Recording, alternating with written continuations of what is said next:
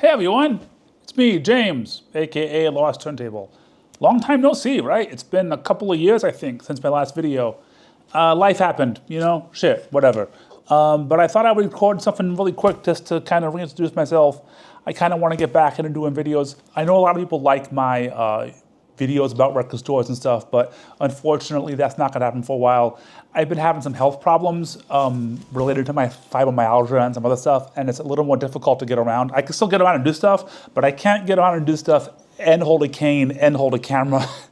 It's just too much. Maybe someday once I feel better, or who knows. But anyway, I've been buying a lot of vinyl again recently. I took a little bit of a break from vinyl collecting to get way into CDs, but due to, let's say, recent world events, I've been craving some nostalgia. So I was just like, hey, you know what I'm gonna start doing? I'm gonna start collecting 90s vinyl. Now, 90s vinyl is a little hard to find because at the time, the 90s, mid 90s to late 90s, early 90s, whatever, the 90s, people weren't buying records, they were buying CDs. So while a lot of stuff got released on vinyl, it wasn't in large quantities. And a lot of the albums are very popular now, and they're popular then, and now vinyl's popular, so people want the original pressings, but they did not a lot of them. So they can get pretty expensive. A lot of the stuff I'm gonna show you now wasn't cheap. And I'm not just doing this to brag about it, although I'm doing a little bit to brag about it. I just wanna show it off and let people know, like, this stuff's hard to find, and maybe give you some details about what's a good alternative, sometimes if possible, things like that. But just today I bought a lot. I was out working, I work in Ikebukuro in Tokyo, and there's a great record store right across the street. It's one of the many disc unions in the city, which is a local chain I've covered on this channel. And I went down there and I found a few good ones. I found, I was pretty excited to find this. Bjork's first album. Or first real album, you know what I mean. She had the other stuff. Her indie debut, her electro debut, Bjork. This is the one that has Human Behavior on it. Great record, really good to find. Again, this is her first pressing. I imagine there are many represses of her first albums, but this is the original one. I think it's a European first pressing.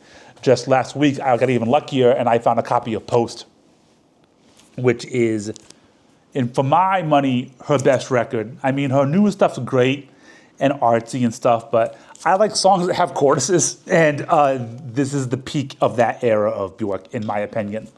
Really, really stoked to find this. Still has the sticker on it. This is a sticker. A lot of people took that off.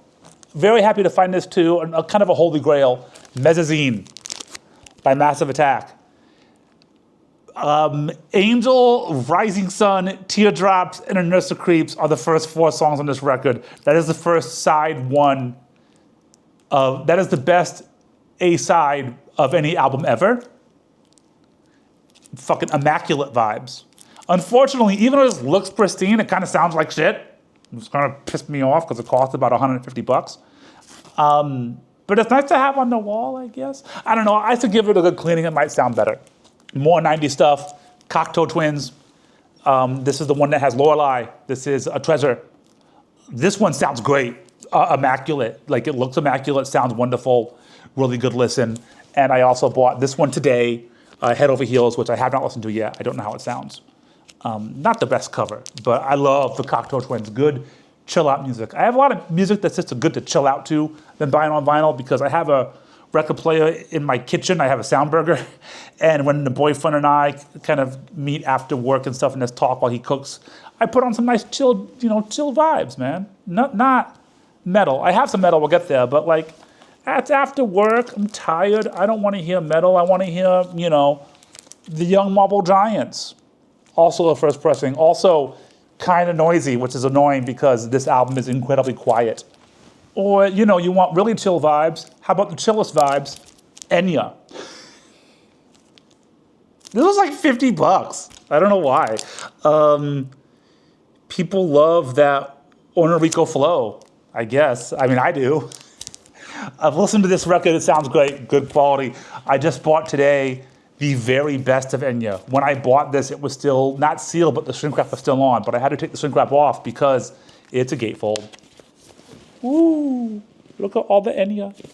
This is 2 LPs of Enya. Enya's fun to say. Any of the chill ones? Nothing else super chill. Let's get through the other 90s stuff really quick. The Nappy Giants Flood, first pressing. This is weird. I never noticed this. The gatefold is like weird. So if you want to open it like a regular gatefold, turn it like this, so it's sideways, and then you open it up and it has the lyrics. But the cover art is actually vertical, and it goes like this. You learn something new every day. I had no idea. Other kind of indie rock stuff recently. I mean, not indie rock, but I guess I'm buying a lot of like 90s college rock. Like, the Nappy Giants got a first pressing of Dinosaur Jr.'s Without a Sound. That's the one that has Feel the Pain. Great record. This was expensive. I'm surprised. This is repressed a lot. So like if you don't want to spend a lot of money for a first pressing and you sort of be an idiot like me, don't do that. You can find cheaper versions. Go ahead and get it. Same with this one, the Gorillas. Not really 90s, but it's 90s adjacent. This is what, 01? Yeah, 01. Close enough. I was in college, it counts. Gatefold, 2 LPs. This wasn't too bad. It was less than $100, but there are newer versions that probably sound fine. Reprints are fine. I'm just being weird, and with my desire to get original pressings, like my original pressing of Goat by Jesus Lizard.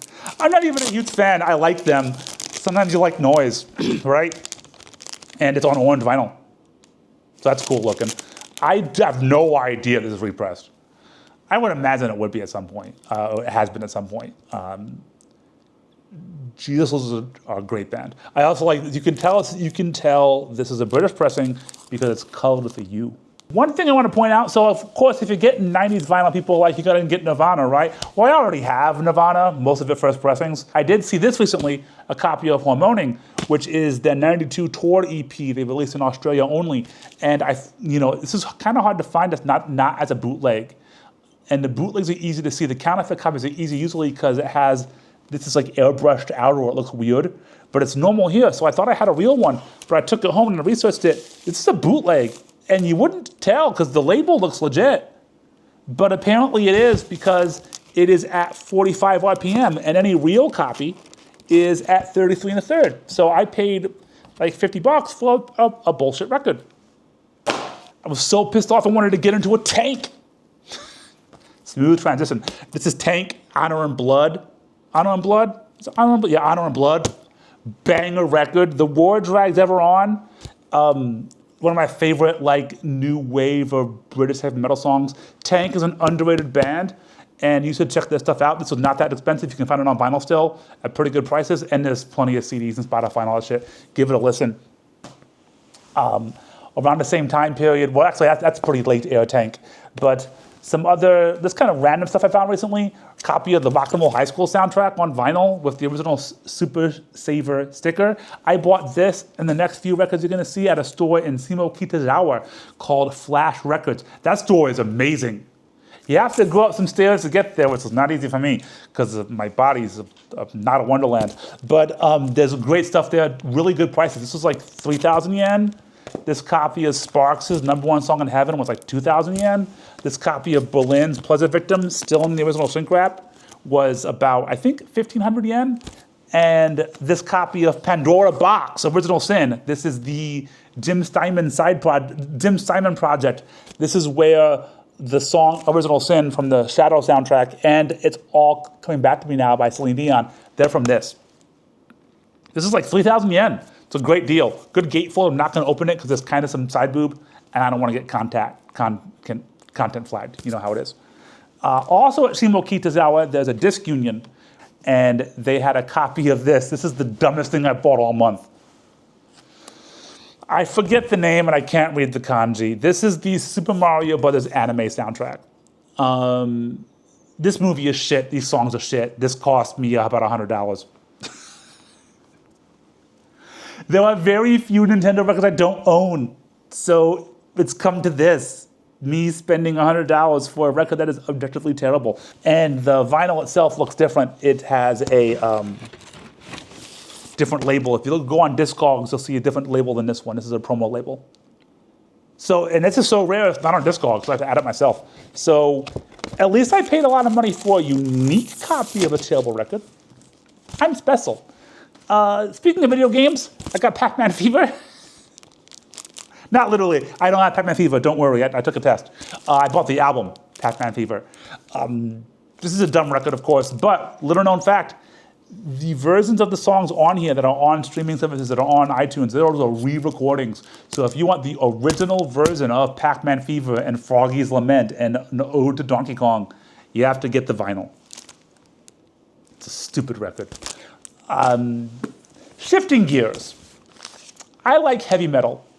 I got way into heavy metal this past couple of years because I've just been sick of not a lot of good rock music, so like I'm gonna go old school. And along the way, I've discovered a ton of bands. And I discovered I really like power metal. Who knew? One of my favorite like power metal adjacent bands that I discovered this year, unfortunately they broke up this year, or last year really, was Shirith Ognall. And this is their new album, the last album, Dark Parade. This came out, I think, in 2023. Yes, their last album. This is a really good record. If you like Shirith Ognall, they're kind of an acquired taste. Very unique vocal stylings. And it came on dope-ass green marbled vinyl, which is cool.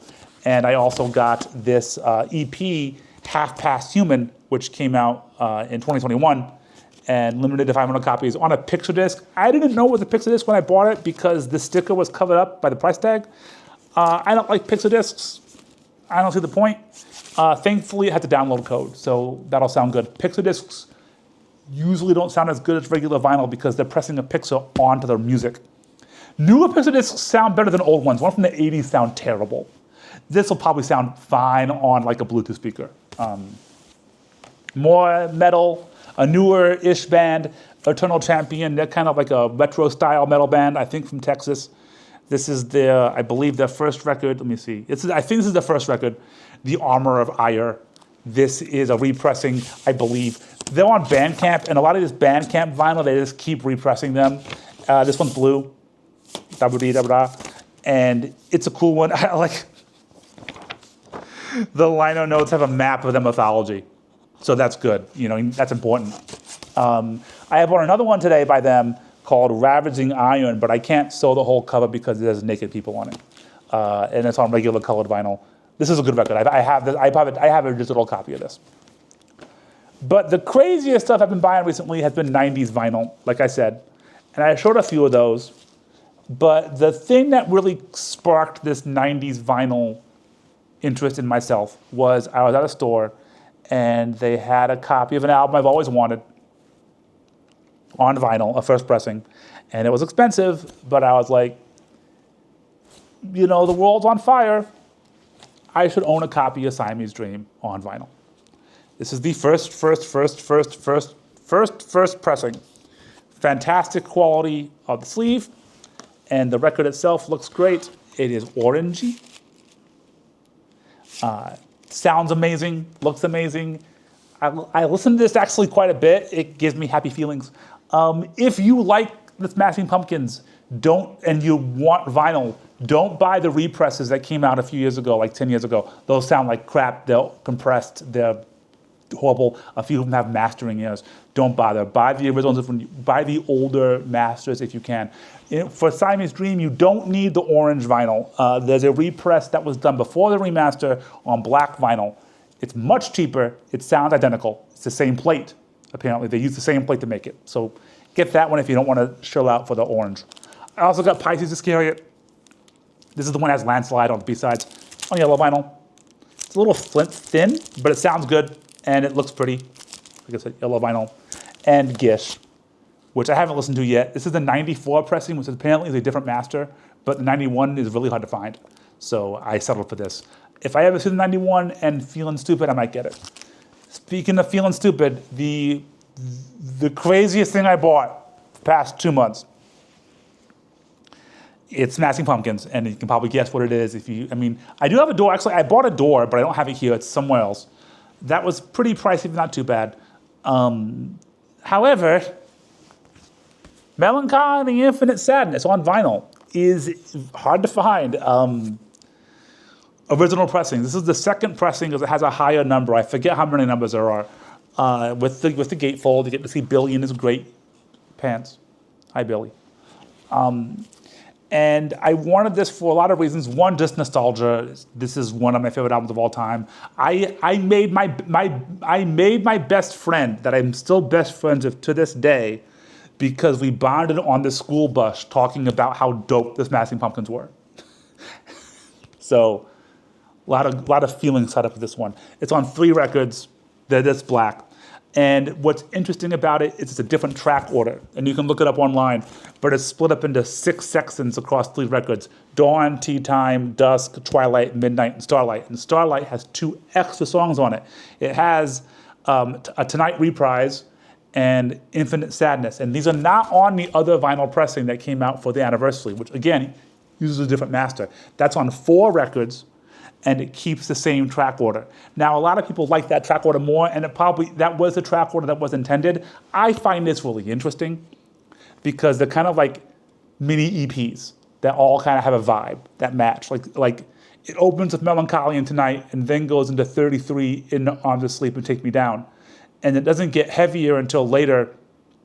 And it really stacks a lot of heavy songs together, like Midnight is really heavy, and that has Where Boys Fear the Tread, Zero, An Ode to an Ode, Love, and XYU. So it's a different way to listen to it. I really like it. I'm going to put this down now because it's really expensive. I'm not going to say how much I spent for it, but I was happy to find it. But anyway, that's it for now. Like I said, just a short little what's up. I'm back, I hope. And if you like this, click that like and subscribe. You know how that goes. And if you like the sound of my voice, and I know you do, I read the comments. I know what you're saying about me. It's a speech disorder. Get over it. I have a movie podcast where I talk about film. That's a movie podcast. I have a movie podcast, Cinema Oblivia. It's a podcast where I discuss weird old movies. I just did an episode with Scott Sharkey from One Up and Retronauts talking about the New Zealand film The Quiet Earth. I've also covered film with The Last Dragon, Alligator, Sorcerer, Killer Workout, the John Stamos banger Never Return to Die, all kinds of weird, crazy shit. So check that out if you can. And hopefully I'll be back again with more videos soon. The idea here is to have an easy setup where I can sit down after work, hence the suit, and just record some quick stuff about music.